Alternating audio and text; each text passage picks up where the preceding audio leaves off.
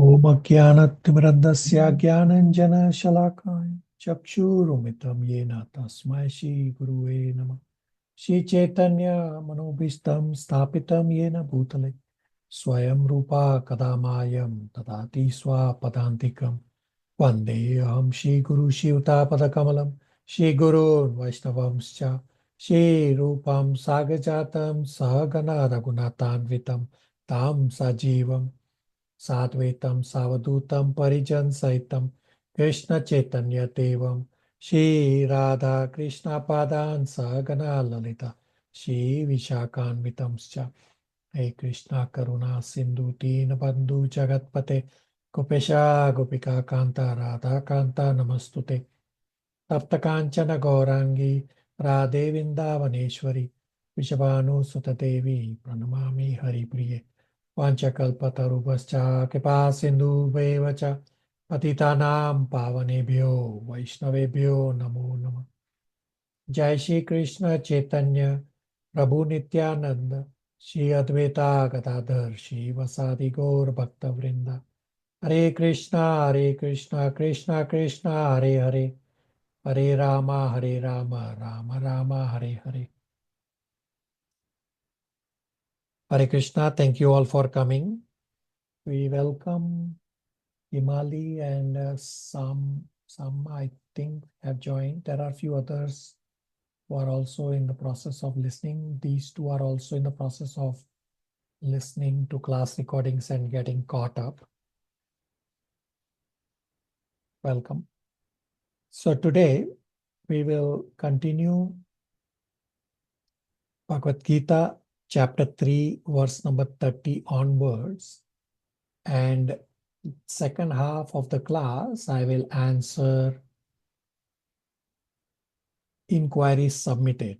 So the inquiries submitted are more than what we'll be able to cover in one class. So I will answer few today and rest I will answer in our subsequent classes.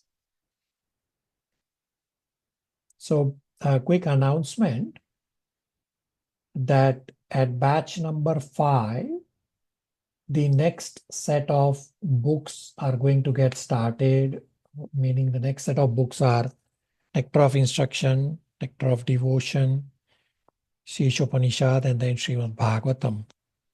So Nectar of Instruction is targeted to start from Sunday, 26th of January, 2025. So far I have 4 devotees from this batch who have shown interest to join the simultaneous classes for the next set of scriptures. So these 4 are Gulshan, Priya, Sumnima, and Chaitanya Prabhus. So others who are interested can please let me know, because there's a template to print. I will only send to those who will join from this batch. The other batch you will anyway get it. So please let me know. You anyway also have to get the books for the other books that we'll be studying. So connect with me as soon as possible. I will post message in the chat. So far it's targeted that it will start 1 week earlier than what I had said earlier. I had said that it will start in February. Now it's targeted to start 26th of January. For those who plan to get initiated, like Matan Prabhu, my spiritual master, so Matan Prabhu is my god brother, that my spiritual master has anyway this requirement that before initiation you should complete few books, and these other books, Nectar of Instruction, Nectar of Devotion, Upanishad, then Bhagavatam, at least Canto 1, they anyway are a requirement to get initiated. So consider your time permits. Any questions, comments, realizations on that?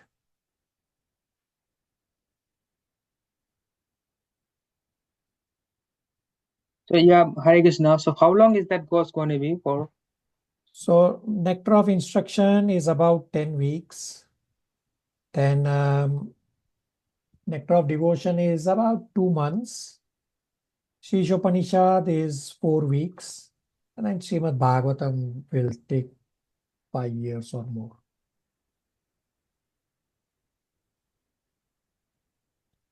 Okay, thank you. All right. So where we are on our Bhagavad Gita study, we are in chapter 3, where Krishna is explaining various yoga paths, especially Karma Kanda and Karma Yoga. So Krishna is explaining Karma Kanda and Karma Yoga with comparison, that how those who follow Karma Kanda, they are less intelligent and they are attached.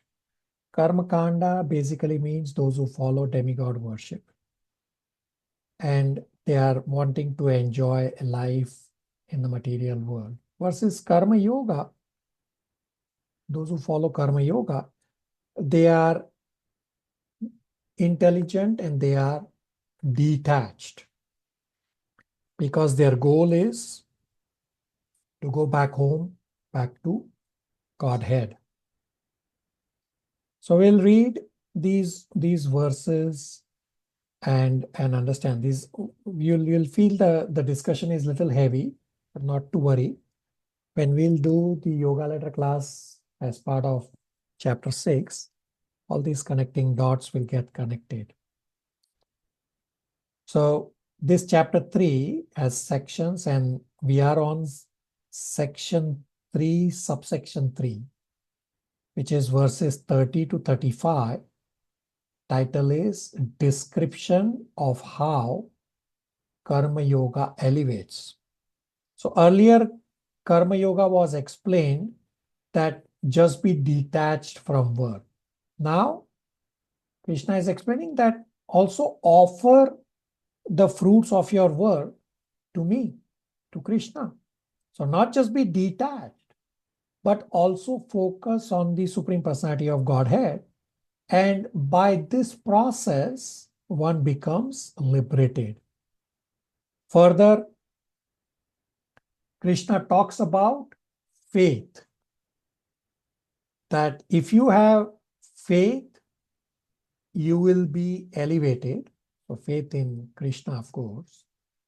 And if you don't have faith in Krishna, then you will be lost.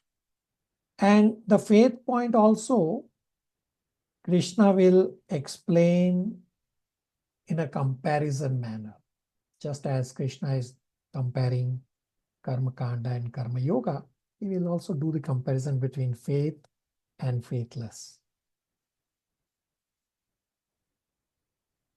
Krishna will also talk about dovetailing one's nature and doing the prescribed duty. So to attain spirituality, we don't have to go to the forest.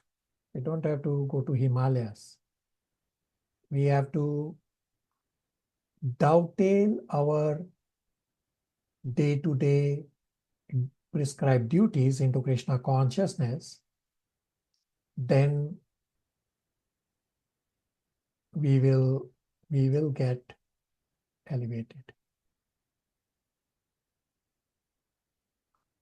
Is somebody trying to join in the Zoom call and does not have a name? Let me quickly message.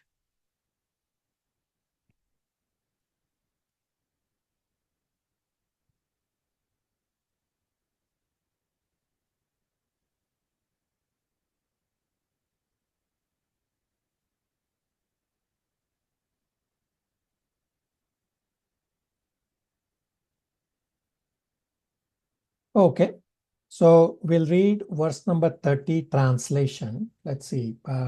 Chaitanya Prabhu, verse number 30 translation and the first 2 lines of the purport. Hare Krishna. Therefore, O Arjuna, surrendering all your works unto me, with full knowledge of me, without desires for profit, with no claims to proprietorship, and free from lethargy, fight. This verse clearly indicates the purpose of the Bhagavad Gita. The Lord instructs that one has to become fully Krishna conscious to discharge duties as if in military discipline. Yeah. Such an injunction may make things a little difficult. Nevertheless, the duties must be carried out with dependence on Krishna because that is the constitutional position of the living entity. Military discipline. So Krishna says that karma yoga, the results of your prescribed duty, whatever you do in the material world, whatever you gain, should be offered to Krishna because Krishna is the object of karma yogi. Now, this is a very important verse. Srila Prabhupada says in the purport we just read that this is almost like military discipline. That just do what you are told to do without asking questions. Similarly, practicing spiritual life is a serious matter because it is a matter of eternal life versus repeated birth and death in the miserable material world. So each four lines of this verse talk about a point that will take us one step up. So the last line says that fight by giving up lethargy. This is talking that give up the mode of ignorance. So last line says yudhyasya vigata jwara. That give up lethargy, and lethargy or laziness is a sign of ignorance. So Krishna is saying give up the mode of ignorance. Then the third line, so we are going from bottom up.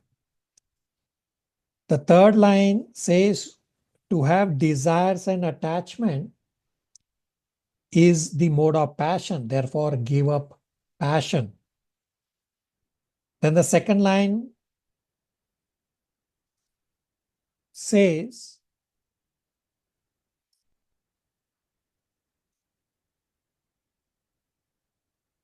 this talks about spiritual or devotional consciousness, not just the mode of goodness, because in goodness, one is still having some attachment to worldly things. So sannyasa means giving up completely, and adhyatma. So these words I'm using directly from the second line, sannyasa and adhyatma. Sannyasa is giving up completely and adhyatma is full knowledge of the self. So these are at the peak of mode of goodness. And then the first line of the verse says, Mai sarvani karmani. This talks about transcendental, not just devotional, but transcendental. So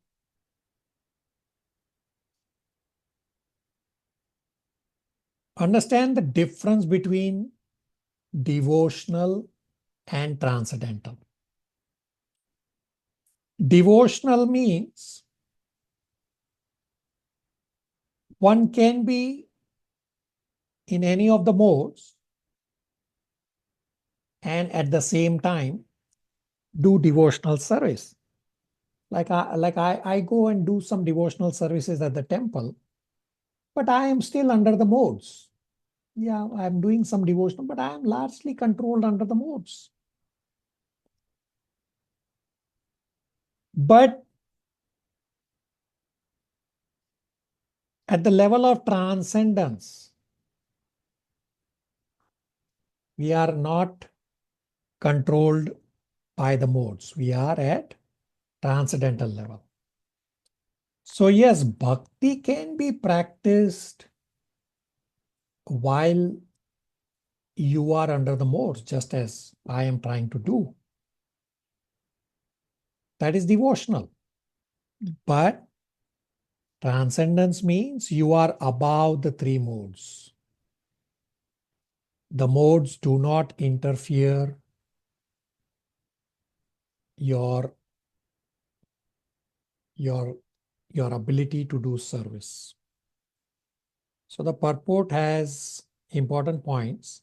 I request you to please read later by yourself. Right now, we'll skip reading the purport in essence of time. So I will play Chaitanya Chanda's lecture here for this verse. So these are important verses, and I want you all to hear directly from His Grace Chaitanya Chanda. So take notes. It's just it's about 5 minutes lecture, and we will come back to discussing this. So this is Prabhupada's purport, is a classic purport here. Let's look at it. This verse indicates the purpose of the Bhagavad Gita.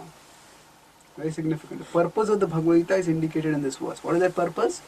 It is to offer everything to Krishna. So Prabhupada uses the word as if in military discipline here. Now here Prabhupada makes an interesting point. The living entity cannot be happy independent of the cooperation of the Supreme Lord, because the eternal constitutional position of the living entity is to become subordinate to the desires of the Lord. So it's our nature to be connected with Krishna, to love Krishna and to gain happiness thereof. Just as a fish cannot be happy outside water, we cannot be happy separated from Krishna.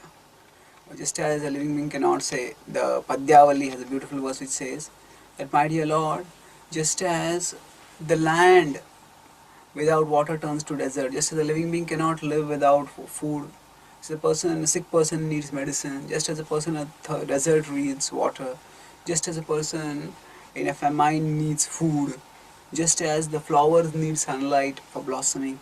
So it gives various examples from nature, and finally it says that similarly, O Lord, I need you. So the point of this verse is that actually we need you, my dear Lord. Please reveal yourself to us. Please reveal yourself to us. So that is our nature. We cannot live without Krishna. Now, Prabhupada says that if there is any reluctance to execute such a stern order, which is without consideration of so-called kinsmen in the bodily relationship, that reluctance should be thrown off. In this way, one may become Vigata Jwara, or without feverish mentality or lethargy. So the word Jwara has one more meaning, that is fever. Jwara. So Jwara means fever or lethargy. So now fever can make us do two things. When we are feverish, we just feel like, I got fever, I can't do anything. We just want to lie down, cuddle in a bed and pull a blanket over us and then go to sleep. So we feel like that. Our feverishness can also lead to hyperactivity at times. That is not so much like a physical fever, but it's a mental fever. For example, when people use the word mania means, say some cricket World Cup comes up or soccer World Cup comes up, then people become maniac. Everywhere people will say, people wear t-shirts of their favorite stars, and there are everywhere hoardings, and they're always talking about it. And there's this almost, people are gripped by a mania over there. So how does this gripping by the mania happens? It happens because they are having that fever over there. So the modes subject people to their influence, and the modes the modes are also subtle. It's not that somebody will come. It's like police will come and arrest a person. So you're under arrest. We handcuff you. Then the person, if somebody comes like that, then the person will try to run away, will try to evade arrest. So when the modes come, the modes don't interest. Say, now I am mode of ignorance coming, surrender to me. Modes don't come like that. Now I am mode of passion coming, obey me. The modes come wearing attractive masks. So the World Cup is coming, enjoy. Yeah, enjoy. But what do they do in the name of enjoyment? They become puppets of the mode of passion, puppets of the mode of ignorance. And it's amazing how, just after some time when the mania gets over, people just completely forget it. Or we see fashions. When a particular fashion grips people, then everybody may have a hairstyle of a particular kind, or everybody may wear shoes of a particular kind. And then suddenly, after some time, that whole mania goes off. So now, even from the material point of view, if you observe it in the detached, you'll see, what is this happening? It's just so foolish. But that is how it works. Jwara means feverishness. People become feverish about doing certain things. So this feverishness is a result of the modes. You have to be able to see these modes acting in nature, in society.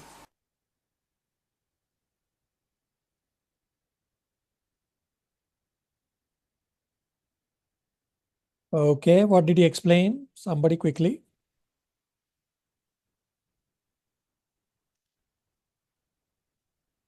Hare Krishna, Prabhu. Right, Manako. So in the first part, Prabhu explained that a living entity cannot live without Krishna. So he has given the many examples, just like fish cannot live without water.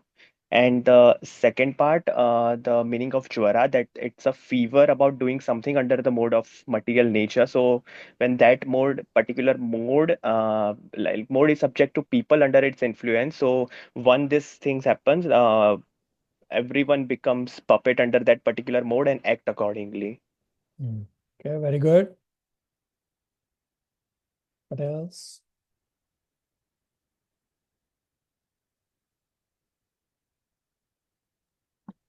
Hare Krishna, Prabhuji.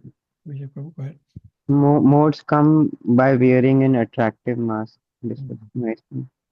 Yeah, very good. So we'll discuss this in Bhagavad Gita chapter 14 about how to observe the modes.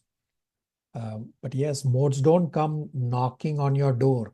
Knock, knock, knock. I am mode of ignorance and I am mode of passion. No, they come wearing attractive mask. Okay. So right now, Krishna has explained the first step of offering everything to the Lord. So this is post-action offering. Means you are working first and then you are offering the results to the Lord. As we progress in Bhagavad Gita, in 8.7, Krishna will go on to explain pre-action meditation. That remember Krishna before you start doing activity and while you are doing activity and after doing activity. That way, all your activity becomes Bhakti Yoga. All right, so we'll now talk about faith. So here's a question for all of you. How many of you think that Bhagavad Gita is not for Kali Yuga because it is very hard to follow?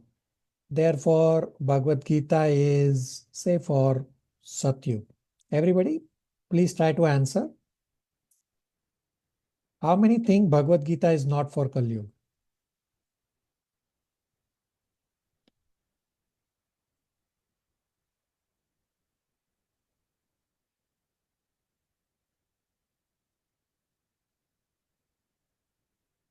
I got silence.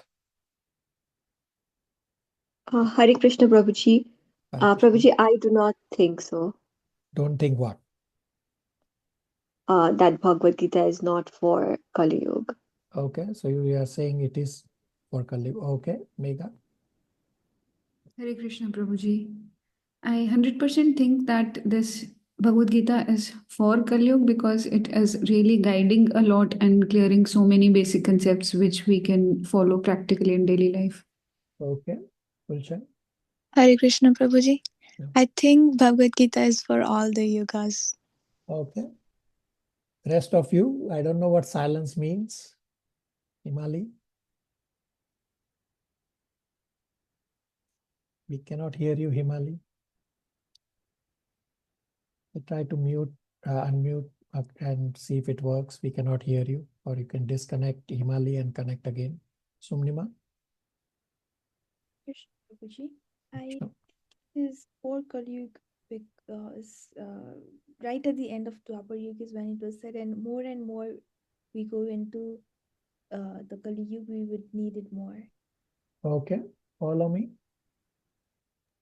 Hare Krishna Prabhuji. Yes, I think it's for all yugas because truth is something that is unchangeable and it's applicable throughout for all the lives that we have seen in all the yugas, and through his actions and his words, he says that. So if it's eternal, then it's for all yugas, including Kali Yuga.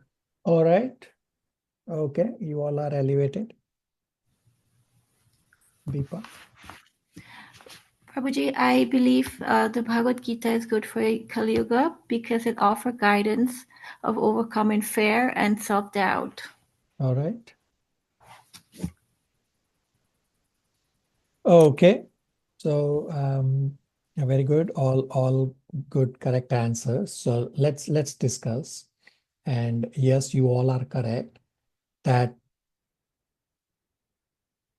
Bhagavad Gita is not for any particular yuga. Bhagavad Gita is for all yugas, and it is not that just because Bhagavad Gita was spoken just before Kali Yuga, so it is applicable for Kali Yuga. In reality, Bhagavad Gita has been in existence before creation happened. So we'll discuss this as we progress. Himali, are you able to speak now? Hare Krishna Prabhu, can you hear me? Yeah, go ahead, Hare Krishna. Yeah, so I was saying Bhagavad Gita, I think specifically is for Kali Yuga because we really need this in Kali Yuga. All the other yogas, people were still more aware and they still were more into Prabhu's bhakti. But here in Kali Yuga, we are like all the people are so lost that we really need the support of Bhagavad Gita in order to again start the cycle of all the yogas. Okay, very good point. So it's not just Kali Yuga. Bhagavad Gita has information for all yugas. You'll see. There will be some discussion about this. That you will say, well, what am I going to do with these verses? Well, it's applicable for different yuga. Therefore, it's there in Bhagavad Gita. Okay, very good. So Krishna will talk about faith in verses 31 and 32. In 3.31, Krishna says, what happens to those who are faithful? And 3.32, Krishna says, what happens to those who are faithless? We'll read verses 31 and 32 translations together. Deepa, 31, 32 translations.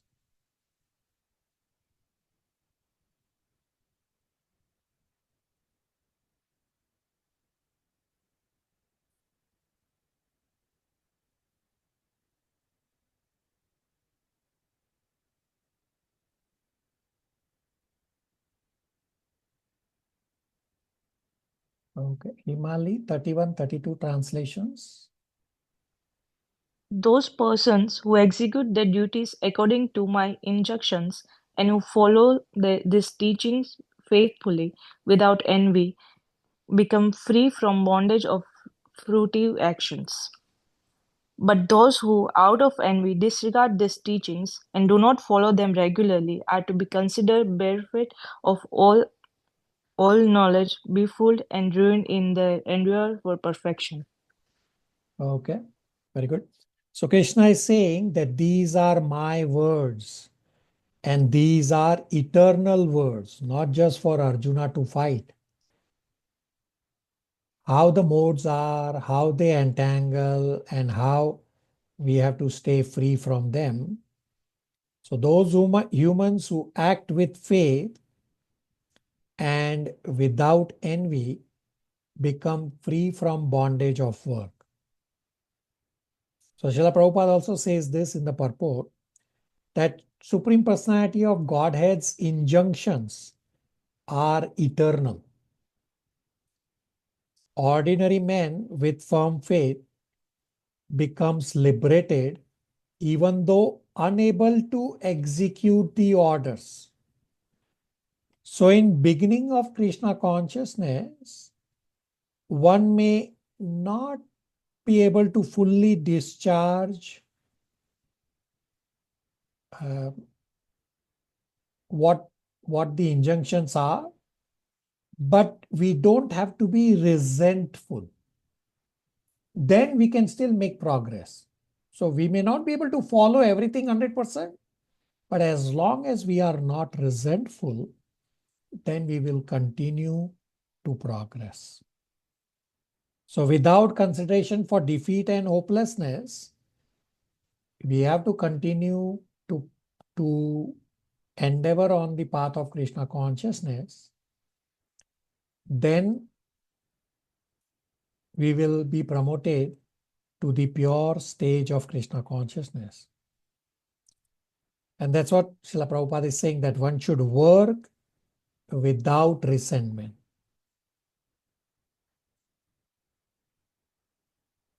So say you have a desire to become a pure devotee. Very good. But even if I am not able to follow to become a pure devotee, that's okay, but I should not resent the principles. We may not be able to practice all the principles right away, but we don't have to resent. We practice one at a time and keep developing the required qualities more and more and more. And then we will progress.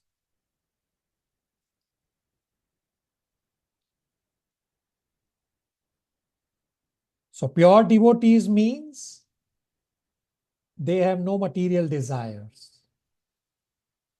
And potential pure devotees means I have accepted the principles given by the Lord.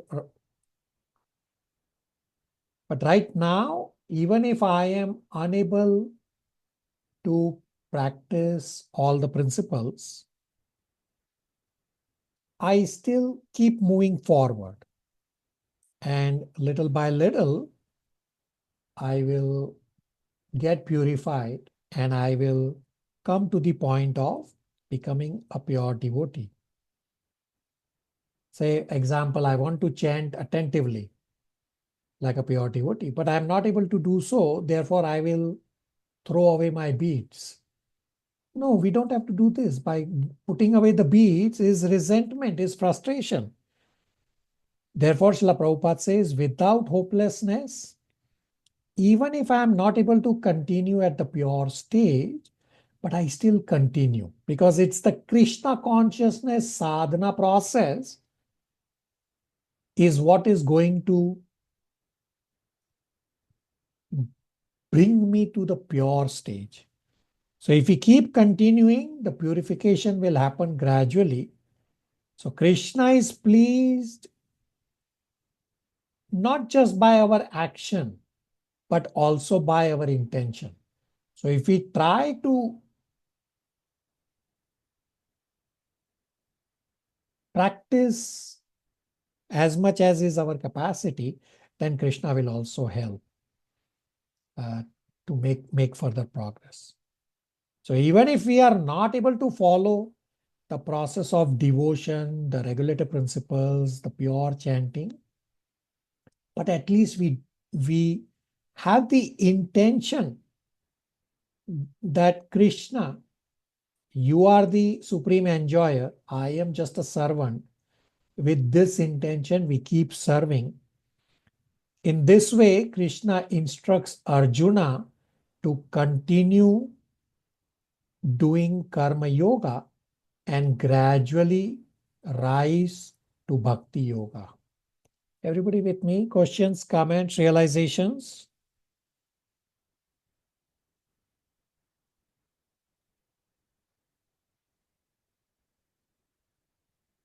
Okay. Gulshan, if you want to read 3.31 purport.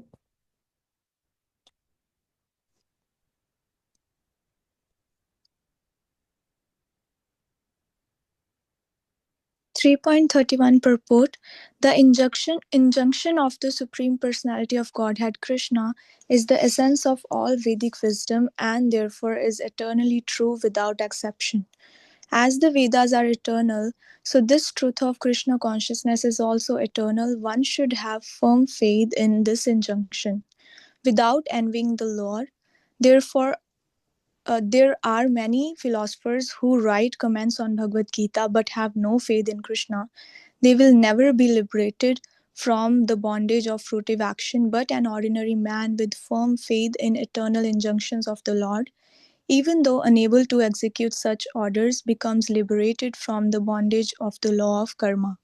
In the beginning of Krishna consciousness, one may not fully discharge the injunctions of the Lord, but because one is not resentful of this principle and works sincerely without consideration of defeat and hopelessness, he will surely be promoted to the stage of pure Krishna consciousness. Okay, very good. So just by not resenting, we will get promoted to the stage of pure Krishna consciousness. Questions, comments, realizations?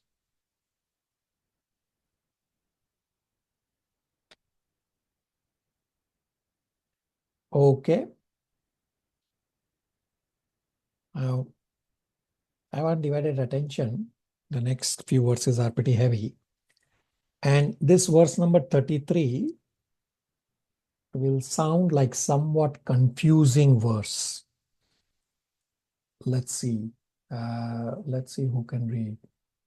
Sama, are you able to read verse 33 translation? And did I pronounce your name correctly? Yeah, it's Sama. Okay. So, Okay. Verse 33. Even a man of knowledge acts according to his own nature, for everyone follows the nature he has acquired from the three modes. What can repression accomplish? a real confusing verse. So normally we say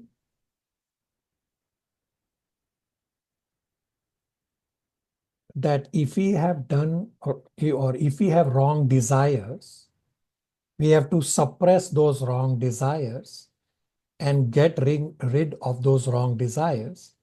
But Krishna is saying that everyone will act according to their nature. And then Krishna goes on to say, what can repression accomplish? That even repression won't help. That even jnana will not help to curb, and one has to act according to one's nature. So real confusion. So what is Krishna actually trying to explain here? So understand what Krishna is trying to explain here is very important point. So what Krishna is talking about nature, he is not referring to the anarthas such as Kama, Krodha, Moha, Maya, Lobha, and Matsya. He is not referring to the anarthas. Here, what Krishna is referring to the nature is that Krishna is referring to our propensities within the four varnas. So the four varnas are Brahmana, Kshatriya, Vaishya, and Shudra. Krishna is saying these varna natures you cannot repress. So there are two kinds of urges that come from the contact of soul with the body. Some urges are to be rejected, while some urges are to be dovetail. So understanding this difference is very important for practice of spiritual life properly. So immoral material desires are the desires generated by Kama, Krodha, Moha, Maya, Lobha, Matsya. These are the anarthas, these are to be rejected. Varnas, such as Brahminical tendency or Kshatriya tendency, is not generated by the anarthas. Brahminical tendency or Kshatriya tendency are generated by the contact of soul with the body, and these varnic tendencies are to be dovetailed in Krishna consciousness, and these varnic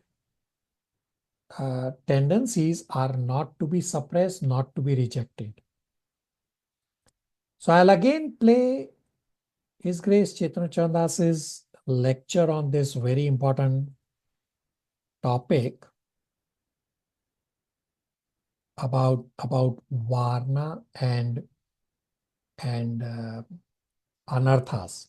And then we'll come back to discuss about this dovetailing.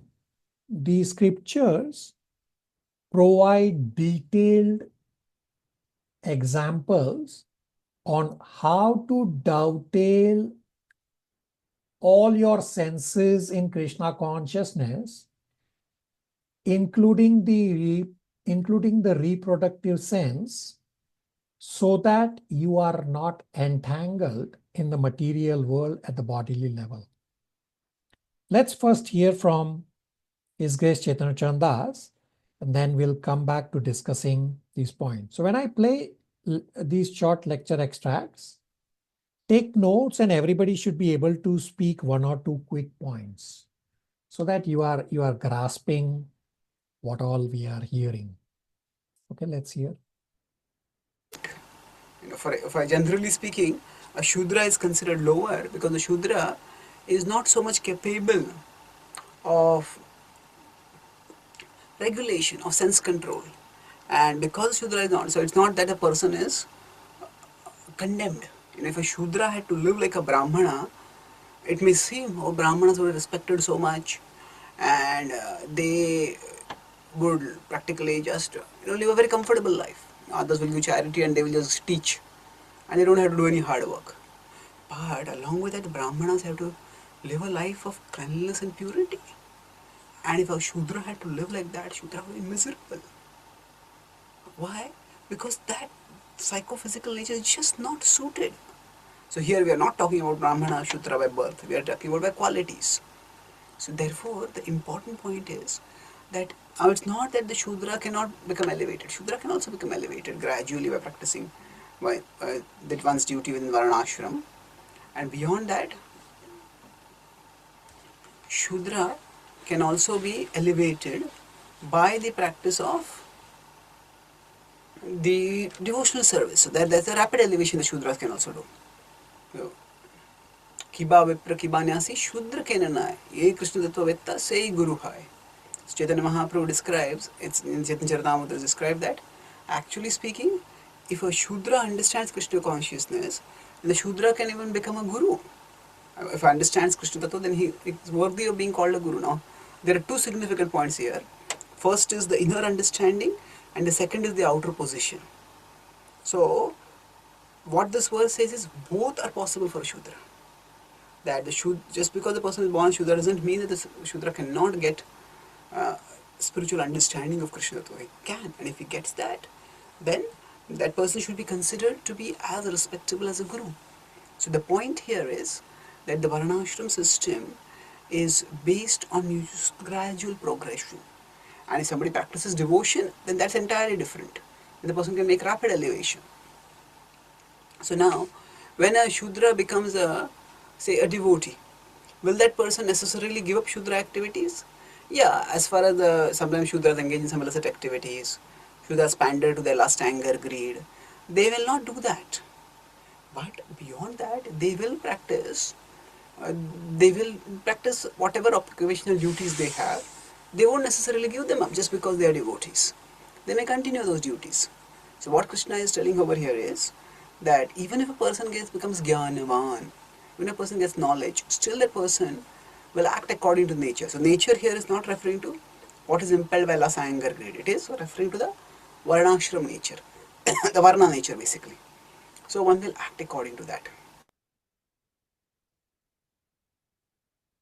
Okay, what did he explain?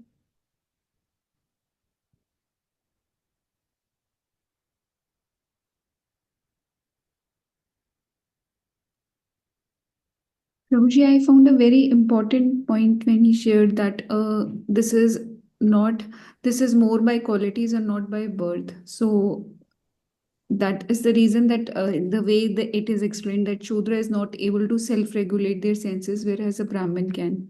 Okay, very good. So very important point to understand.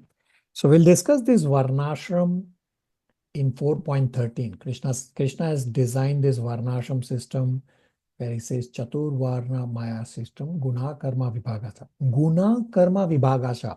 That the division of Brahmana, Kshatriya, Vaishya, Shudra is not by birth, but by your guna and karma.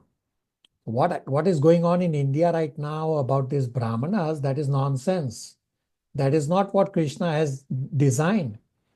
That is completely wrong.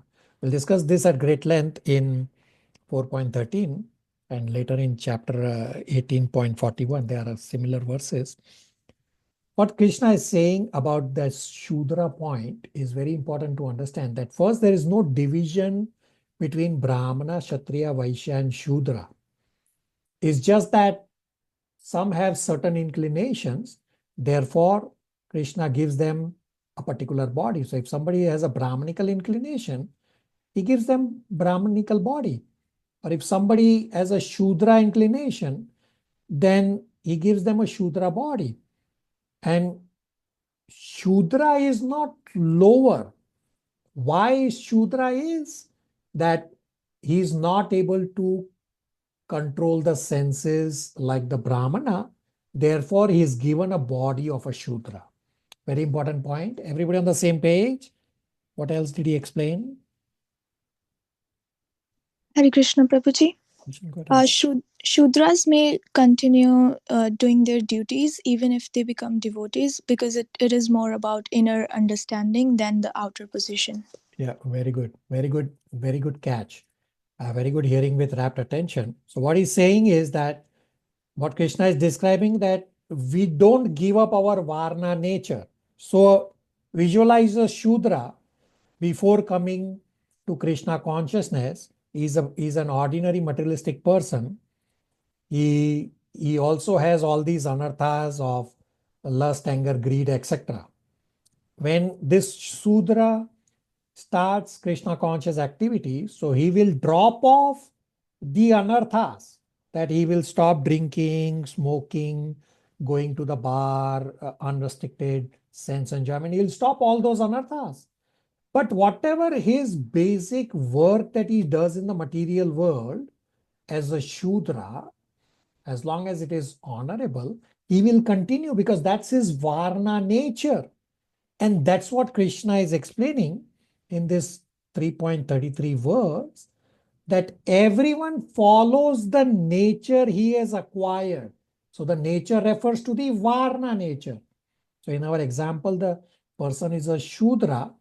Even after coming to Krishna consciousness, he will continue his Varnic activities.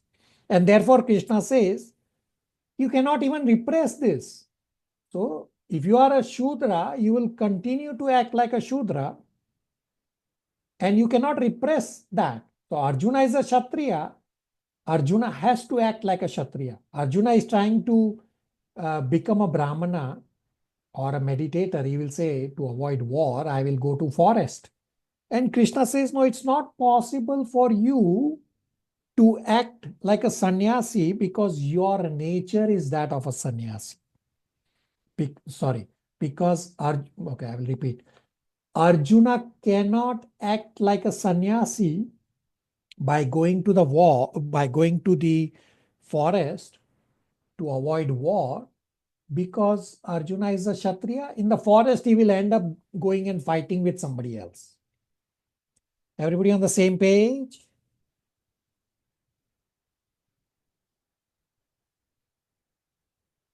Yes, Prabhuji. Yes, Yes. Prabhuji.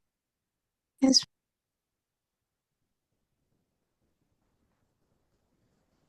Now, about this Varna, question may come up. What is my Varna? Should I worry about finding out my Varna?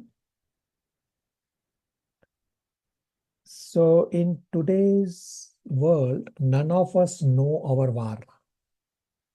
And we don't have to assume any particular varna as our varna. What we have to focus on is simply focus on service.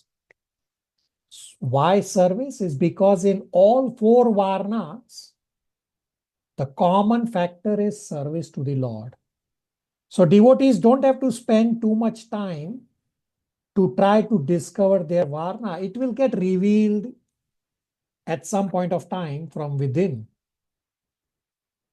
So devotee don't have to say, oh, I will drop all my Krishna conscious activities and first try to figure out what is my varna, and then I will act accordingly. No, you don't have to do that.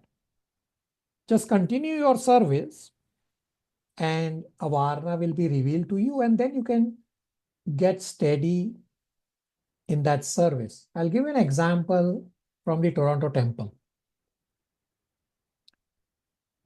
She is a pure devotee. Some of you have met or will meet soon. Her name is Anumati Mataji. So she started doing service long time back.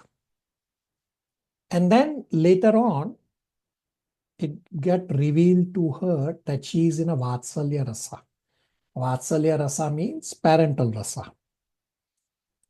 So whatever service she was doing, now she is steady in Vatsalya Rasa, meaning preparing bhoga for Krishna or Gopinath worship, etc. These are services of Vatsalya Rasa. So you will see that when she comes to the Toronto temple kitchen, she will prepare this offering and she will take it to Gopinath, and she will come down and she will literally punch like these sports stars. Although she is pretty old, she will literally punch like this. Yes, Krishna is now enjoying the offering. Sorry, I don't have that. Why? Because she is in that particular rasa. So we don't have to spend time on finding our varna. We just continue our services. And even if at some point of time your varna gets revealed to you, big deal. You will put a tick mark that, okay, my varna is this, but you will continue service. So what's the big deal in trying to find varna? No, just continue doing your service. Whether you are in Brahmanical varna or Shudra or Vaishya or somewhere in between, doesn't matter. Just continue your service. Questions, comments, realizations?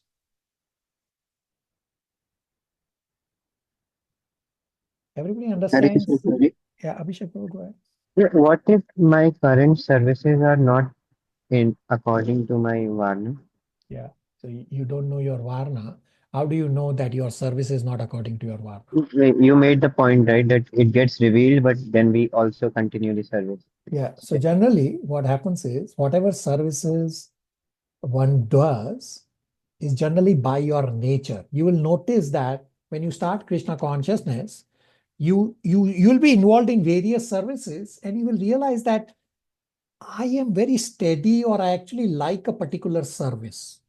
That comes from your swabhava, that comes from your nature. So generally you will be very steady in a particular service, and that is because of your swabhava and because of your varna. Abhishek Prabhu?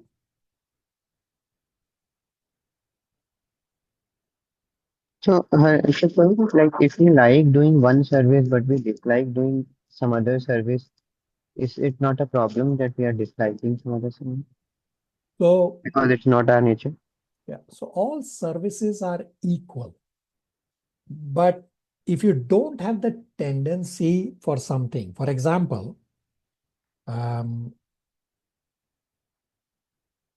temple also requires to collect money for maintaining. So devotees go out on collecting donations. So that is not necessarily a task for a Brahminical devotee.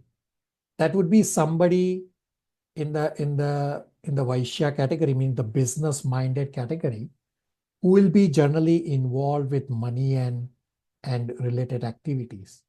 So if you go out on this service with a devotee, that okay, today we're gonna collect donation, we'll go knock doors and say, give me $50, give me $100 for Gopinath donation. If you are not in that swabhava, in that nature, it will be very difficult for you to continue that service. Abhishek Prabhu, does that make sense? Yes, Prabhu. And is that what your question was in the chat? Yes, Prabhu. I was just thinking that we don't have to be worried if we don't like a service, right? We don't have to be worried. No, as long as we do service, we don't have to be worried. As long as we are doing menial service, that's what our focus should be. And understand, if spiritual master tells you a particular service, even though you may not be qualified, when spiritual master gives you service, simultaneously he also gives you the abilities. So spiritual master knows our swabhava. We may not know, but he knows our swabhava, and because spiritual master is the manifestation of Paramatma. So if spiritual master tells you, then it's a different story. By ourselves, it's a different story. No, thank you. Everybody on the same page?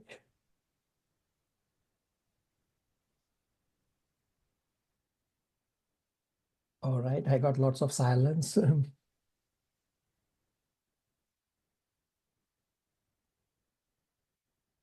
Okay, I don't know what that silence means. Prabhuji, I have a question. Yeah. I don't know if I may sound arrogant, but I take care of like animals, like back home where I am from, right?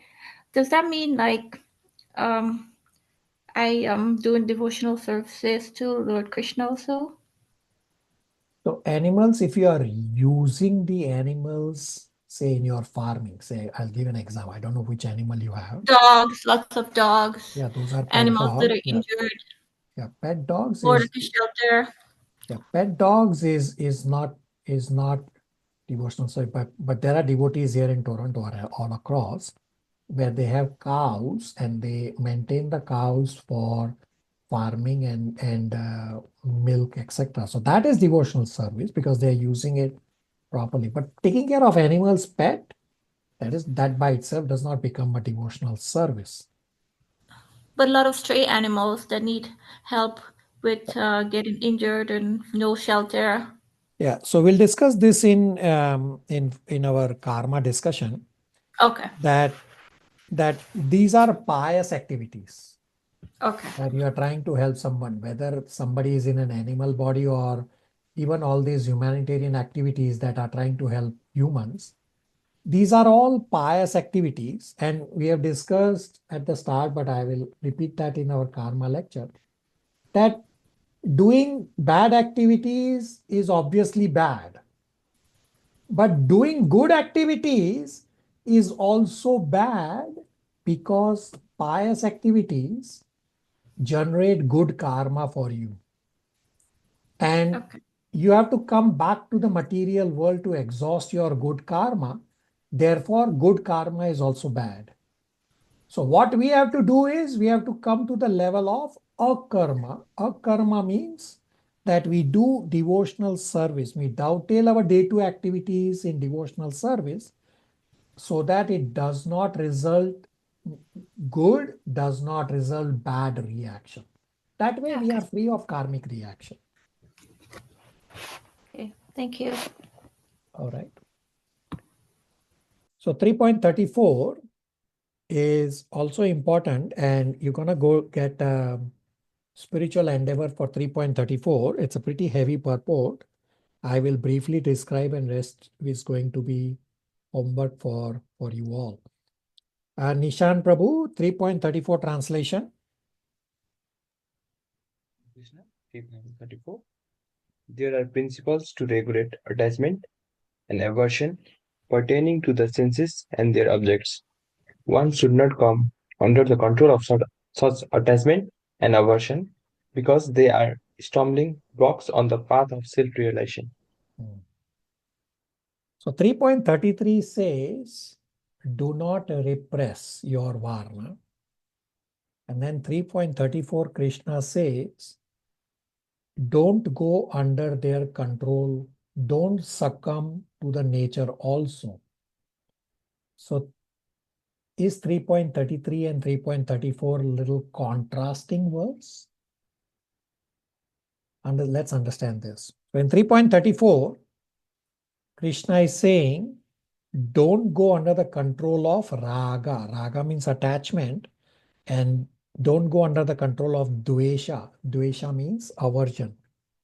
So raga and dvesha means attachment and aversion are situated in the senses and sense objects. So one has to regulate senses. One should not go under the control of senses. In 3.33, Krishna says, you cannot repress your nature, meaning not expressing your nature is not going to work. And 3.34 says that, okay, so you have to express your nature, but that expression of your nature has to be regulated. Example, sex is under marriage. So it's a regulated sense enjoyment. So raga means attachment and dvesha means aversion are situated inside the senses and sense objects. Therefore, don't come under the control of senses and sense objects because they are stumbling blocks on the path of self-realization. Both raga and dvesha are enemies, meaning both attachment and aversion. Both are enemies. Don't come under their control. They will steal away our prospects for spiritual inclination and spiritual advancement. Now, what is this dvesha? So, acharyas have explained that conditioned soul wants to enjoy sense gratification. Hence, the male is attracted to a female and female is attracted to male. And if they happen to meet a sadhu who tells them, don't engage in sense gratification. So these male and female, they feel dvesha for the sadhu. That why are these sadhus interfering with my sense enjoyment? And I want these sadhus to get out of my life. And I want to go away from the sadhus. So both raga and dvesha are enemies. So if we succumb to raga, means to attachment, to sense enjoyment, and get carried away, or we succumb to dvesha, means aversion, and go away from devotee association, both these will steal away our opportunity for spiritual advancement. Everybody on the same page?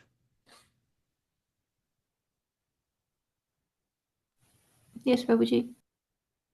So 3.34 purport is going to be your spiritual endeavor. I want all of you to read very, very closely.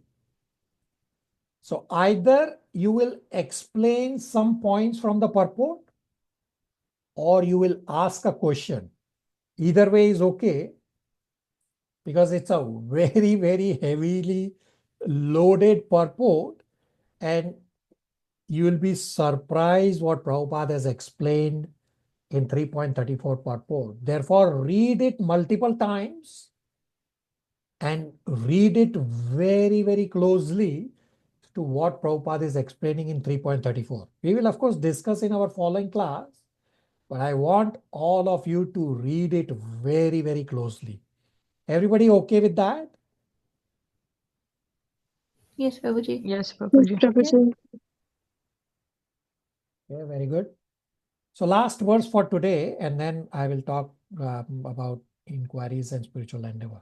Jigna, are you able to read 3.35 translation? Sorry, Prabhuji, I can't. Okay, Mansi. Yes, Prabhuji. Hare Krishna. Verse 35 translation. It is far better to discharge one's prescribed duties, even though faultily, than another's duties perfectly. Destruction in this in the course of performing one's own duty is better than engaging one's in another's duties. For to follow another's path is dangerous. Prabhuji, purport also? Hold on. Okay, So, purport Bharat. so what was Arjuna trying to do? If you recall from our chapter 3 overview, what was Arjuna trying to do? Arjuna is trying to get out of the war. So therefore Arjuna was saying, oh, I don't qualify for karma yoga. I will do karma kanda. But Krishna says, no, you still have to fight. Karma kanda also involves doing your duty. Arjuna wasn't saying karma kanda. Is Krishna saying, okay, if you're not qualified for karma yoga, then do karma kanda and fight. And then Arjuna says, no, Krishna, you don't understand. I am actually overqualified for karma yoga. I will do gyan yoga. I will go to the forest and meditate. And that's what Krishna is trying to explain in 3.33. He said, you cannot repress your varna, your Kshatriya nature varna. And in 3.34, he says, then you have to also regulate your varna. And 3.35, Krishna says that it is better to do your own prescribed duty, even though faultily, than trying to engage in another's duty and trying to do it perfectly, because it doesn't work. So Arjuna was trying to become a sannyasi to avoid war, and he says, I will go to forest and meditate and follow Gyan Yoga. Krishna says it is not going to work. And he says in 3.35 that it is better to do your own duty, your own prescribed duty, even though it is faultily. And that's what Krishna is saying here. Rather than trying to do somebody else's duty perfectly. So 3.35, Krishna is stating that act according to your dharma, according to your varna. So 3.35 and 18.47 are almost identical verses. So Brahmana acting as a Brahmana will become purified and go back home to Godhead. Kshatriya acting as a Kshatriya will become purified and go back home to Godhead. Shudra acting as a Shudra will become purified and go back home to Godhead. Therefore, Arjuna, you please act according to your Kshatriya nature and do your Kshatriya duty of fighting. So in the purport, Srila Prabhupada talks about exceptions, that exceptions are temporary and exceptions are few.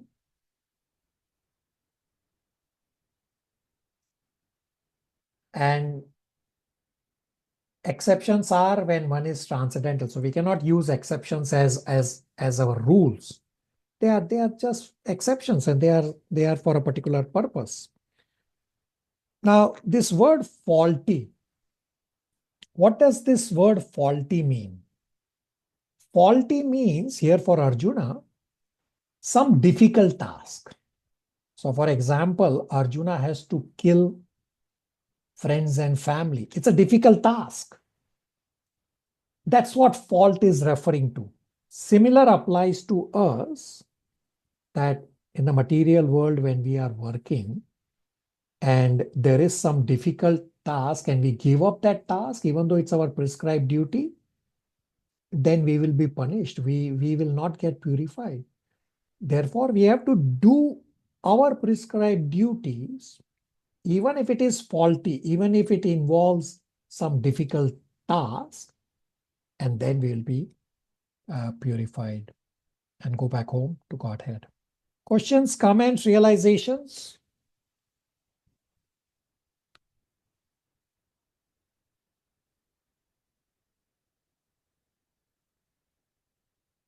So at this point in chapter 3, Arjuna is going to ask a question in 3.36.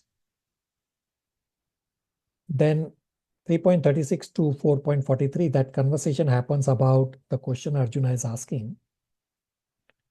Then at the start of chapter 4, Arjuna will again ask another question, and then Krishna will also respond to Arjuna's question. And then in chapter 4, from 4.16, Krishna will continue the Karma Yoga discussion from 3.35 onwards. Up to 3.35 was Karma Yoga discussion going on. But then there are two diversions happening that Arjuna will ask two questions. First in 3.36 and then at the start of chapter 4, where these will get answered. Then for 4.16 onwards, the Karma Yoga discussion will continue from where Krishna left off in 3.35. And then at the start of chapter 5, again Arjuna will ask a question, and then Krishna will explain, and then again will continue the Karma Yoga discussion. So all these connecting points right now may not be easy to grasp, but when we do our yoga ladder discussion in the middle of chapter 6, all these connecting dots will get connected. At the yoga ladder class, all the puzzle pieces will fall in their places. Right now, some of you may not even know a puzzle is there. It will all fall in its place. So stay tuned, and we'll discuss at great length at our yoga ladder. Questions, comments, realizations?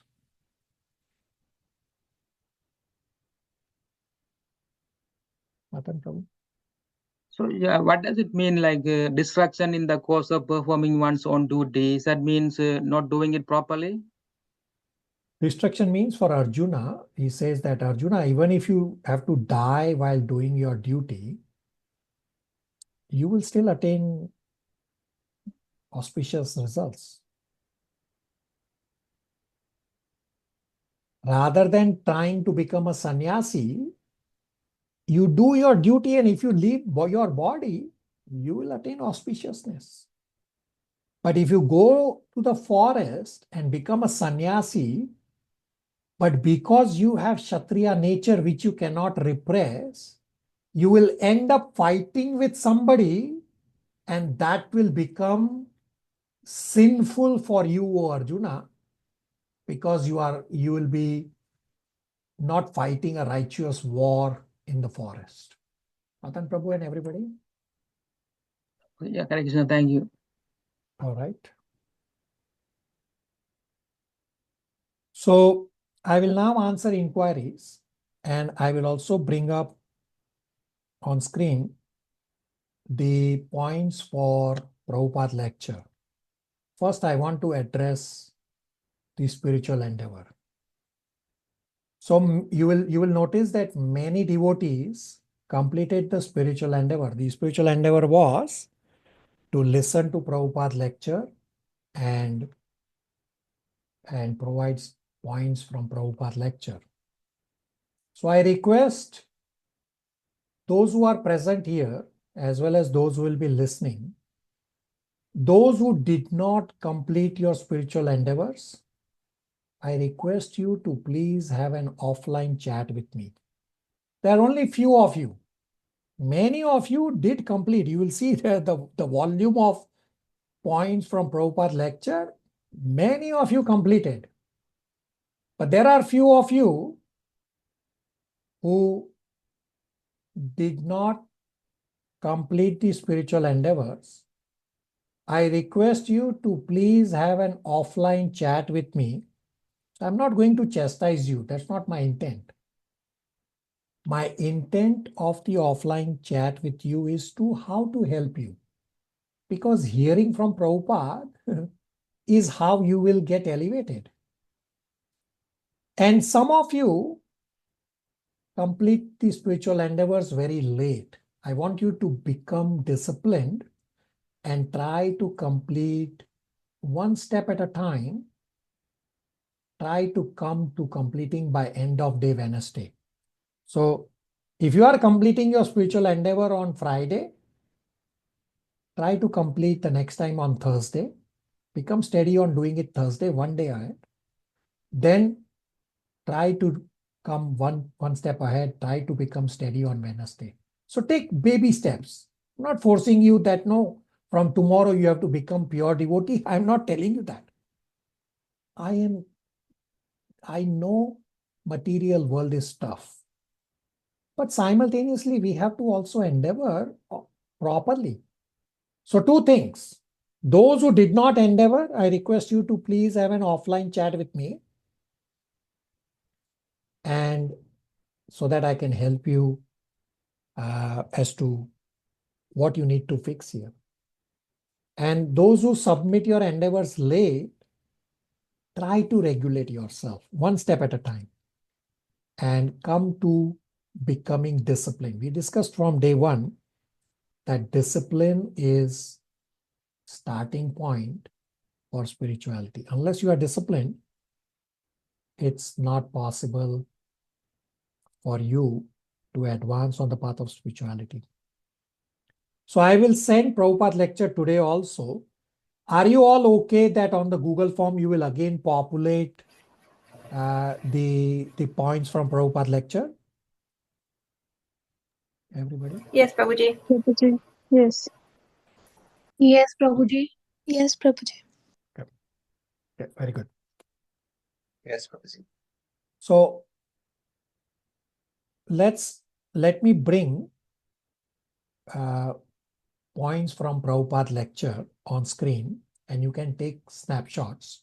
So there are 10 slides from Prabhupada lecture. Yes, 10 slides because many devotees did a very good job of listening to Prabhupada lecture. And the last 3 or 4 slides, I want all of you to have those slides with you and listen to previous recording again. So let me first bring on screen and you can take snapshots and I will explain when we reach those slides. So you have 10 slides to take. So this is slide number 1. Take a snapshot and I'll come explaining. So you'll notice in the slides there are repeated points because I left everybody's points as it is. I did not delete. So many of you wrote this point about that you should spend 50% of your money in God's service, 25% for family, 25% for emergencies. Many of you mentioned this. I left everybody's point, so you'll have a lot of repetitions. So this is slide 1 of 10.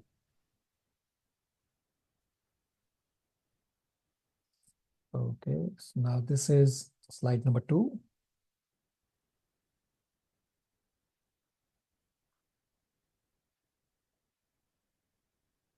Slide number 3.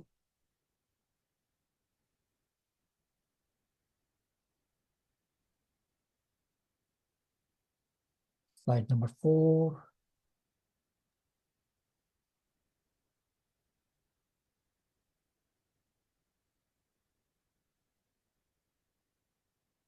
Slide number 5. Follow me, you have something to ask? Prabhuji, I missed slide number 3, but later. I can give you now. Go back here. Okay, here's slide number 3. Thank you, Prabhuji. Okay, here's slide number 4 again.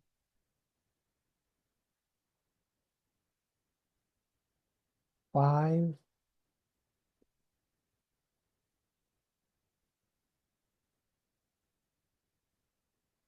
Six.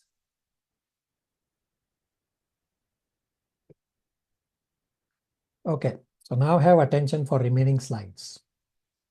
So multiple devotees, they did an amazing job of putting points for each lecture. So last week you had 2 lectures. So there was a title of the lecture. They captured the points. So the first lecture, Planning for More Suffering, was a very short, like 12-minute lecture. So there were a few points. And then the second lecture was about 30 plus minutes or so. Yajna means to work for Vishnu. Devotee has so many points. So every Prabhupada lecture is a treasure house. You should have about 20 plus points from every Prabhupada lecture around that time. So take a snapshot of this slide and the following slides where I have left the numbering system from 1 onwards. So if you go back to your slide number 6, the number ended around 55. So these slides I left with the numerical 1 onwards because this is a standalone where the devotee captured spectacularly all the points. Similarly, the next devotee also did the same, where I have again left the points from 1 onwards, where it's for the Prabhupada lecture, which was work for Vishnu. So take a snapshot and has a second slide also for this from this devotee. And you will notice the devotee has almost 20 points. That's a spectacular endeavor. Everyone should have like this. So what I want you to do is go back to the last week's recording and have these individual slides from the devotees in front of you and listen, and you will go, when I heard for the first time, I never heard Prabhupada talk about this. Why? Because the mind was agitated, the mind was not listening. So devotees at the Toronto temple, they will be doing this exercise and in upcoming during upcoming services, where how to listen to Prabhupada lecture is an upcoming exercise. And here is one more devotee who also captured a lot of good, important points from, and they have the lecture title also. This is the way to listen to Prabhupada lecture. Of course, I do have class recordings on how to listen to Prabhupada lecture. But first, I want you to get your hands wet. Rather than me giving you the class recording and listen, no, I want you to endeavor on this. And then you will get a lot of good results. So I will bring up these devotees 4 slides again so that you are crystal clear on what you have to do. So here is this slide number 7, which is one of the 4, where the count I have left from 1 onwards, where devotees have done a spectacular task, a spectacular job of capturing so many points. And this is slide number A, meaning number 2 of 4. This is slide number 9, meaning 3 of 4. And this is slide number 10, which is 4 of 4. Everybody crystal clear on what you plan to do for the homework? Would you all go back to last week's class and listen to Prabhupada lecture again with these points in front of you, the last 4 slides?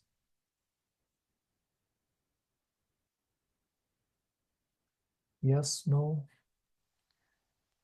Yes, Prabhuji, sorry. Hare Krishna, Prabhuji. Prabhuji, I don't have that lectures. If you can please send it to me. Yeah. So Thank you. Himali, Samma, and there are a few others devotees who are in the process of getting caught up.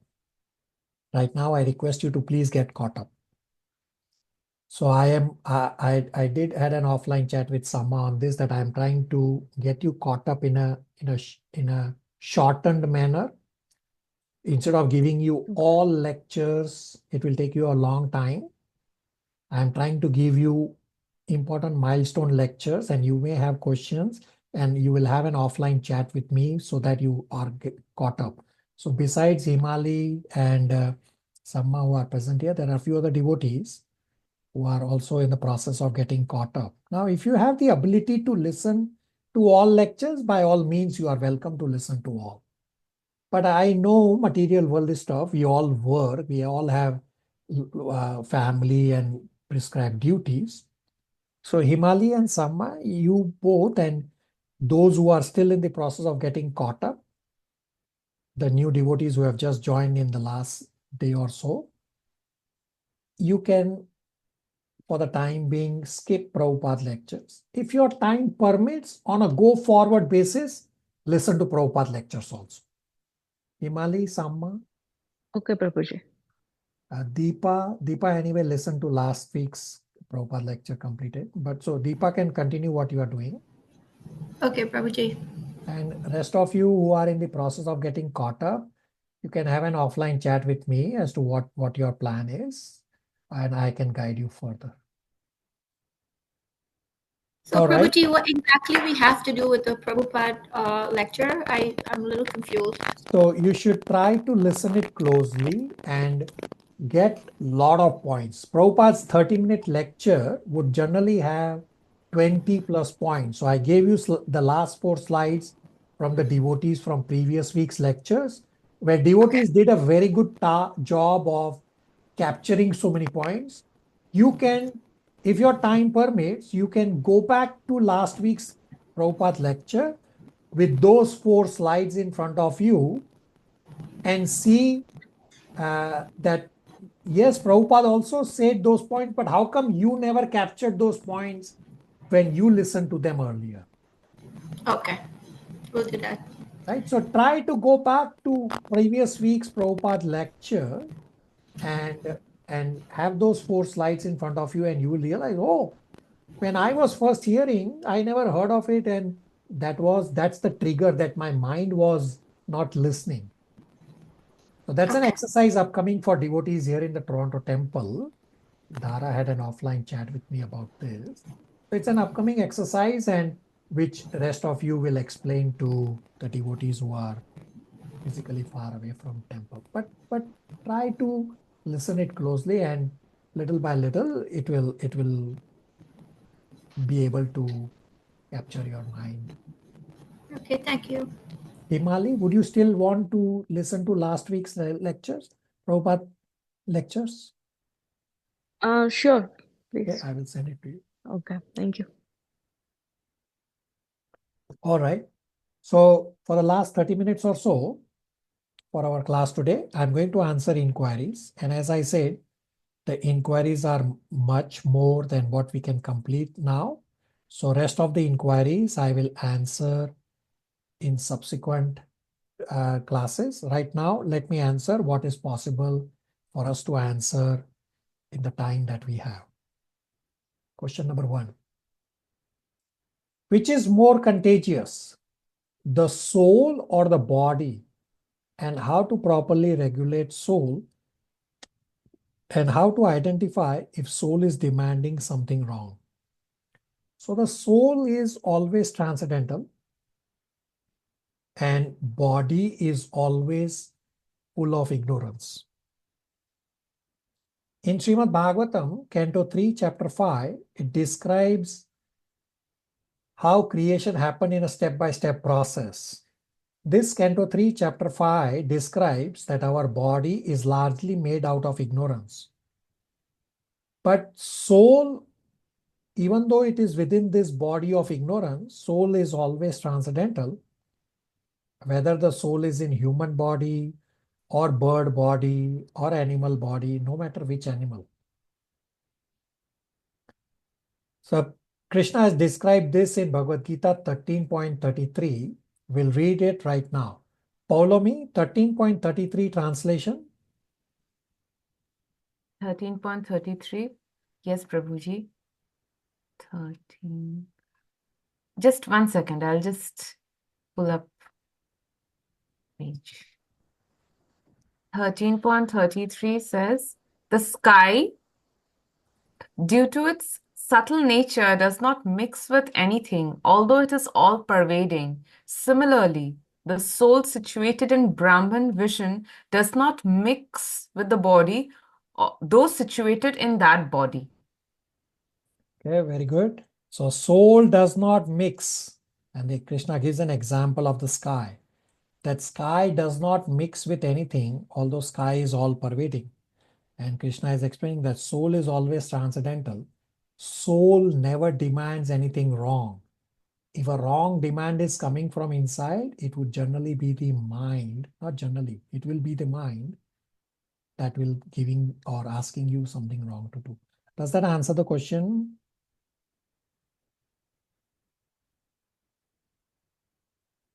Yes, Prabhuji. Question number 2. In the previous class, it was discussed that we can pray to Krishna for house or car to engage these house and car in Krishna's service. This is acceptable. So praying to Krishna for family well-being and for their advancement in Krishna consciousness, where does it lie? Is it sense gratification or desire of the soul? So praying for advancement of family in Krishna consciousness is appropriate desire to ask to Krishna, and definitely is the desire of the soul. Okay. Ways of mind control in corporate day life. So mind has to be purified by chanting Hare Krishna Mahamantra, whether you are in an office environment or anywhere else. Process does not change. It's the Hare Krishna Mahamantra. So we will discuss this mind control throughout our Bhagavad Gita study. So far, we have heard Chaitanya Chandasa's very important mind control lecture. I recommend you to please listen to this mind control lecture again and again to become conscious of your mind. We have also practiced memorizing verses while doing services, while doing activities in the world, to know how my mind is completely out of control. So, in terms of the corporate life, what you have to do is every morning you have to first do your sadhana diligently. Sadhana means chanting Hare Krishna Mahamantra, studying scriptures, at least one verse. You have to do this every morning before you leave home, so as to establish a connection with the Lord. Then rest of the day will also become spiritual by continuous thought of Krishna. A simple example I'll give you. In an office environment, a colleague may do something harmful to you, say by speaking harsh words or backstabbing or whatever. So my default reaction is to also react in similar fashion to how my colleague has acted. Well, then what's the difference between you and your colleague? What's the difference of you studying Bhagavad Gita and the colleague not studying Bhagavad Gita? There's no difference. You are studying Bhagavad Gita, so you have to transform. So what happens is, once you have established the connection with the Supreme by your morning sadhana, then you will be able to see that this colleague is also a soul, part and parcel of Krishna. From Bhagavad Gita chapter 14 discussion on the modes, you will realize how to see the modes of material nature. And you will be able to see that this colleague is acting under the lower modes of ignorance and passion. If I also act or react similarly, then I am also under the lower modes of ignorance and passion. Instead, I have to act under Yog Maya. Yog Maya is spiritual energy, internal energy. I have to act under Yog Maya that such negative events in workplace become an opportunity to remember Bhagavad Gita verses that what all divine qualities I have to develop, such as humility, tolerance, forgiveness, compassion, etc. Because under normal circumstances, I may theoretically consider that I have already developed all these divine qualities. Therefore, for every negative event in life, whether it's work environment or other places, use it as an opportunity to practice Bhagavad Gita principles and test yourself whether you are able to tolerate in provoking situations. Does that answer the inquiry? Yes, Prabhuji. Right, thank you. Question number 4. How to surrender all work to Krishna? Is it simply by thinking of him while doing something? Sometimes I feel like I didn't do my duty well, but only good karma should be surrendered to him. What to do with this? So as I described a few minutes earlier, on the earlier question, that our body is largely made out of ignorance. And we discussed today in 3.30 where Krishna says that offer your results of your work to Krishna. Means whatever you are earning, you can use that in Krishna's service. And we also discussed the next step that Krishna will explain in 8.7. That remember Krishna before doing your work, while doing your work, and this way your mind and intelligence as well as all the work you do becomes offered to Krishna. We'll discuss in Bhagavad Gita 8.7 that this 8.7 is the way for devotees to live and work in this material world. So we are taking baby steps. Right now we discussed 3.30 and then we will come to 8.7 also of pre-action meditation. 3.30 is post-action offering of results. And further in Bhagavad Gita 9.27, Krishna says, do all your work in the material world as an offering to me, and by this you will get purified. So when I say all your work, it has to be honorable work. Some examples of not honorable work are, say, stealing, or directly or indirectly involved in selling meat. Well, that you cannot offer to Krishna. So instead of worrying whether you did your work properly or not, as long as your material work is honorable work, you just offer everything to Krishna, because our body is largely made out of ignorance. You are bound to make mistakes. But when you offer and remember Krishna, Krishna will help you to make it perfect. Does that answer the inquiry? Yes, Prabhuji. Thank you. Question number 5. Srila Prabhupada says, vegetables also have life. Vegetarians are also killing. Meat eaters usually argue that vegetables also have life, then why do vegetarians eat vegetables? How can one respond to this? And please also explain, those who have got hands, they are killing those who have got legs. It's a very common question. It is correct that fruits and vegetables also have life.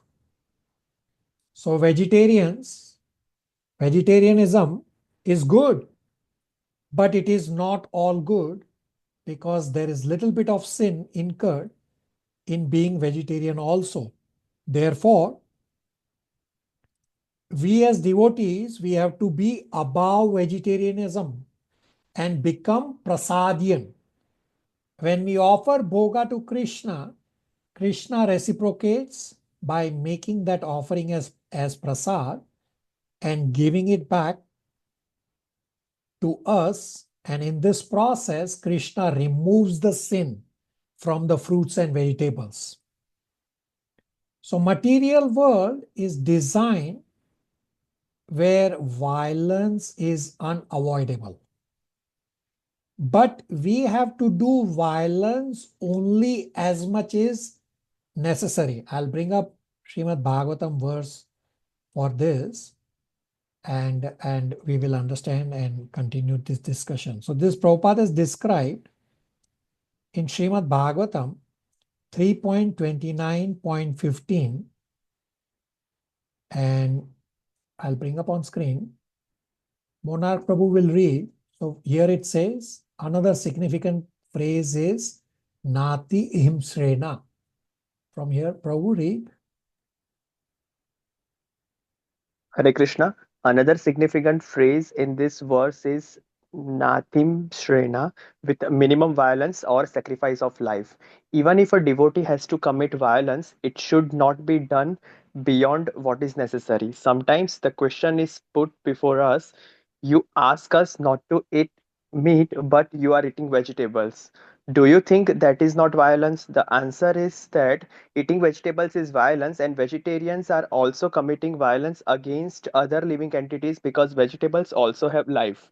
Non devotees are killing cows, goats, and so many other animals for eating purpose, and a devotee who is vegetarian is also killing. But here, significantly, it is stated that every living entity has to live by killing another living entity. That is a law of nature. Jivo Jivasya Jivanam. One living entity is the life for another living entity, but for a human being, that violence should be committed only as much as necessary. Continue. A human being is not to eat anything which is not offered to the Supreme Personality of Godhead.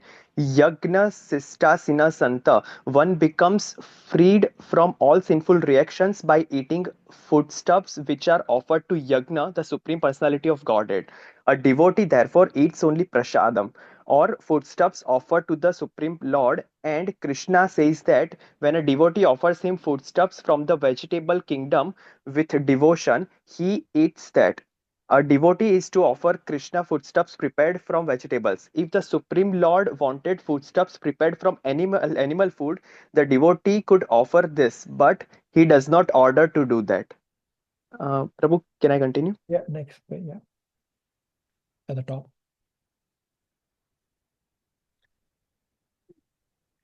We cannot avoid violence, for we are put into a conditioned life in which we have to commit violence, but we should not commit more violence than necessary or than ordered by the Supreme Personality of Godhead. Hare Krishna. Okay, we missed one. Well, okay, we'll go back to reading it again. Yeah, sorry, I'll share my screen again.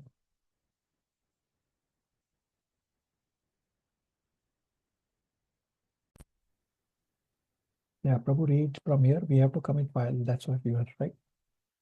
We have to commit violence. That is a natural law. We should not, however, commit violence extravagantly, but only as much as ordered by the Lord. Arjuna engaged in the art of killing, and although killing is, of course, violence, he killed the enemy simply on Krishna's order. In the same way, if we commit violence as it is necessary by the order of the Lord, that is called Naiste. Nati Himsa. Nati Himsa. We cannot avoid violence, for we are put into a conditioned life in which we have to commit violence, but we should not commit more violence than necessary or than ordered by the Supreme Personality of Godhead. Hare Krishna. Yeah, very good. So we already read, and further is described in Bhagavad Gita 3.12, 3.13, 9.26 that fruits and vegetables are the prescribed food for humans. Offer fruits and vegetables as bhoga to Gopinath and honor as prasad, then there is no sin at all. And if the fruits and vegetables are not used, then they fall off the tree and go to waste. By killing animals, one is disturbing the evolution cycle of the soul. Does that answer the inquiry? Yes, Prabhuji. Okay, thank you. Question number 6. Srila Prabhupada mentioned that suppose one who grows foodstuff after eating for ourselves, if there is excess, then we can trade food in exchange for something and that someone else has produced, say the barter system. Question is, how can we follow this barter system in this age? So from when you listen to Prabhupada lectures closely, Prabhupada has few favorite words and favorite phrases. From Srila Prabhupada's favorite words and lines from Prabhupada's lecture, one such Srila Prabhupada's favorite line is, that economic development is nonsense. Sri Upanishad explains that material world is so designed that whatever is required for everyone's sustenance is already provided for. It is because of this greed of people in ignorance that all this economic development is going on for no reason. Srila Prabhupada has described in Srimad Bhagavatam, Canto 3, Chapter 9, verse number 10, we'll soon read, I'll bring up on screen. Srila Prabhupada has described that factory is another name for hell.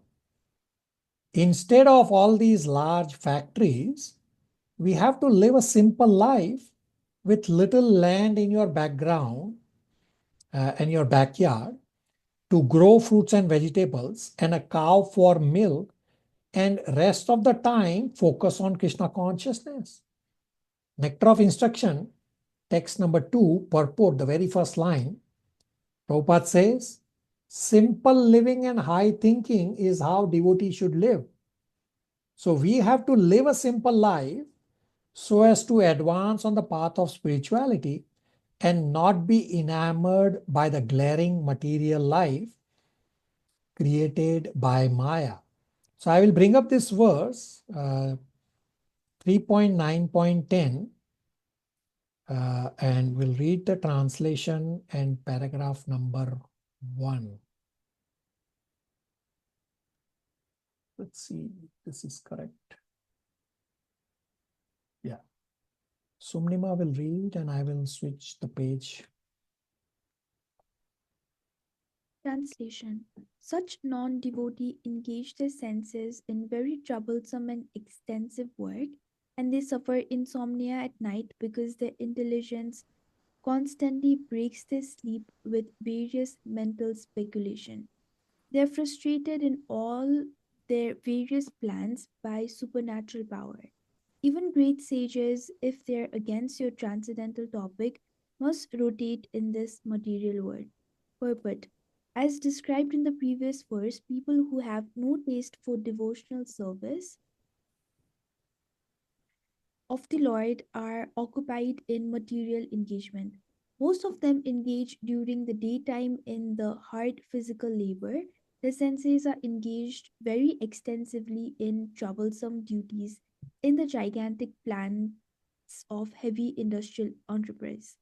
The owner of such factories are engaged in finding a market for their industrial products, and the laborers are engaged in extensive production involving huge mechanical arrangement. Factory is another name for hell. At night, hellish engagement person take advantage of wine and women to satisfy their tired senses, but they are not even able to have sound sleep because of their various mental speculative plans constantly interrupt their sleep. Because they suffer from insomnia, sometimes they feel sleepy in the morning, lack of sufficient rest. By the arrangement of supernatural power, even the great scientists and thinkers of the world suffer frustration of their various plan and thus rot in material world of birth after birth. Okay. Does that answer the inquiry? I will add a couple more points to this. So as we read, so barter system will be possible when more than few devotees start living simple life. But in the interim, at least you can aim to live a simple life. Srila Prabhupada has said in lectures that Krishna consciousness is not against economic development as long as economic development is used in Krishna's service. Otherwise, economic development is not required because economic development is largely focused on making sense gratification easier. And sense gratification basically binds you to material world. Therefore, economic development is not required. Simple living and high thinking lifestyle is required. In the name of economic development, instead of simple living and high thinking, people are simply living and hardly thinking. Does that answer the inquiry? Yes, Prabhuji. Question number 7. Materialistic people forget Krishna in this life because they are unaware of their past history and previous lives. Krishna, through the influence of false ego, obscures their memory of past sufferings, enabling them to continue engaging in sinful activities again in their current life. So question is, why Krishna make people's life in this way, not having at least some memory of previous suffering? So we'll read, I will bring up the verse on screen. This is described in Srimad Bhagavatam 3.12.2 that as part of creation, Brahmaji first created ignorance. So Brahmaji does the secondary creation. The Lord does the primary creation, and Brahmaji is only assembling. Brahmaji isn't creating anything. He is only assembling. That is secondary creation. So as Brahmaji, as part of the secondary creation, Brahmaji first created ignorance as a necessity that Jiva has to first forget his real identity as spirit soul. Otherwise, Jiva cannot exist in the material world. And why no memory of suffering of past life?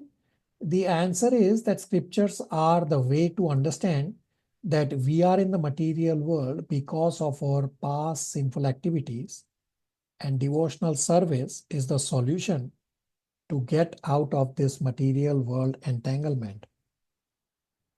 We'll soon discuss in the upcoming discussion on karma in 4.16, 17, 18 that our brains do not have the capacity to hold and process data from previous lives. Plus, if I was to know all the sinful activities that I have done in my previous lives, then I will get PTSD. What is PTSD? Post-traumatic stress disorder. So actually, I don't need. I just have to realize that, okay, I have done so and so wrong. I just need to get out of the material world entanglement. So let's read 3.12.2 Malti, translation and purport. Faster pace, please. Hare Krishna. Translation.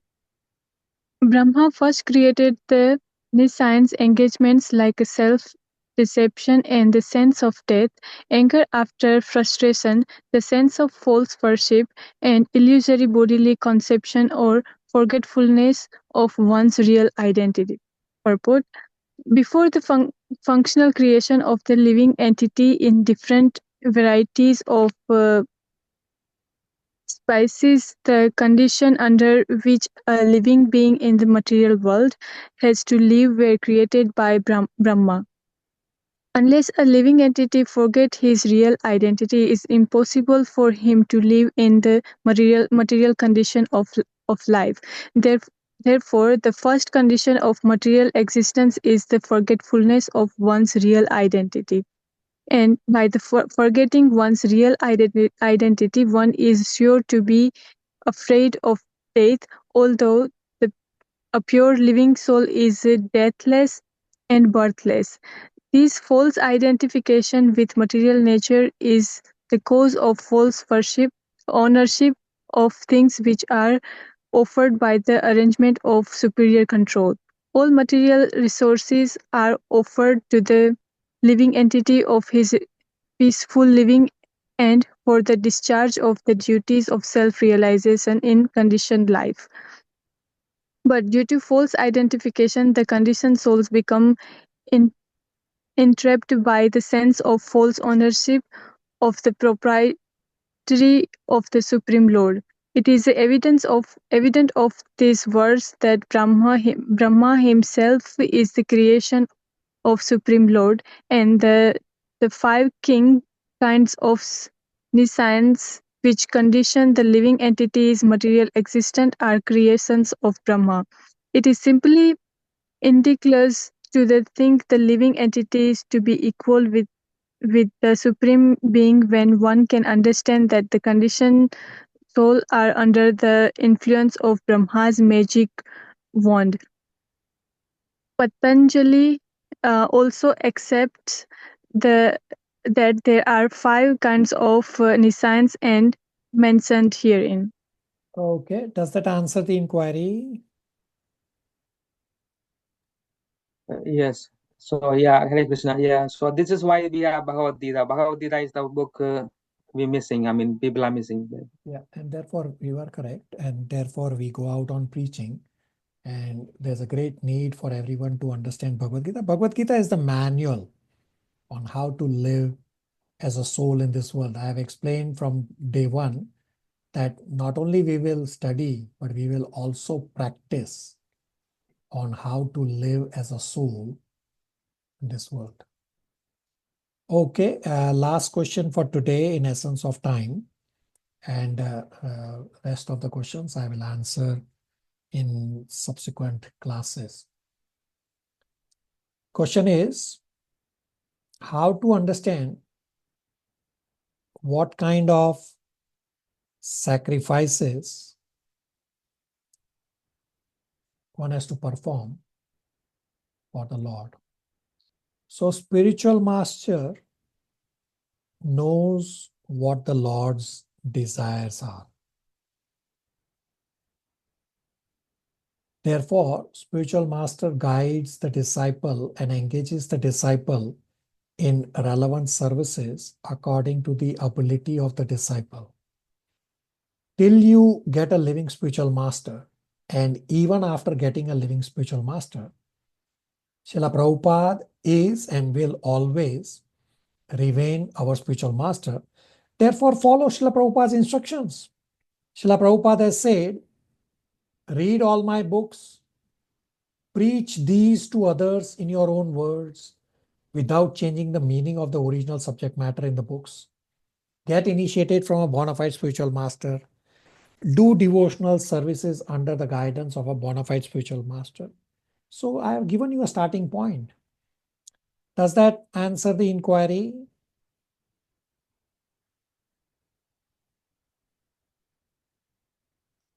Okay. So I won't cover more in essence of time. So the spiritual endeavor that I already explained, I will repeat right now. That first is explain Srila Prabhupada's purport for 3.34 or bring questions from 3.34 purport. I will post Srila Prabhupada's lecture. So on the Google form, you will also populate points from Srila Prabhupada's lectures. Listen to those lectures as well as to the previous lecture as we discussed earlier. Read all the purports up to 3.30 and memorize 3.27 either in Sanskrit or in English or both or just the essence.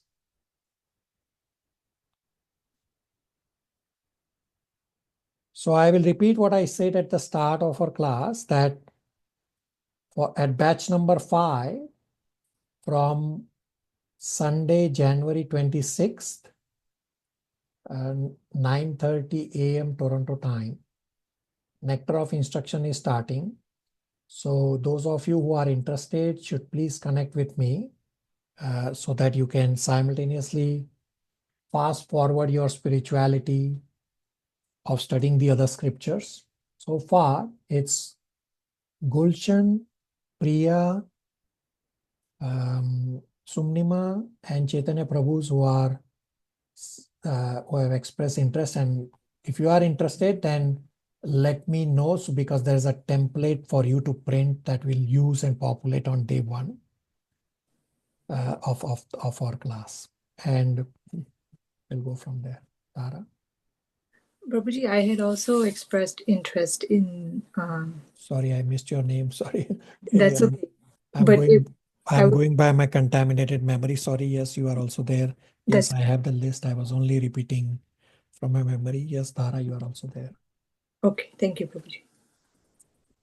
So those are, if you are interested, you can please let me know.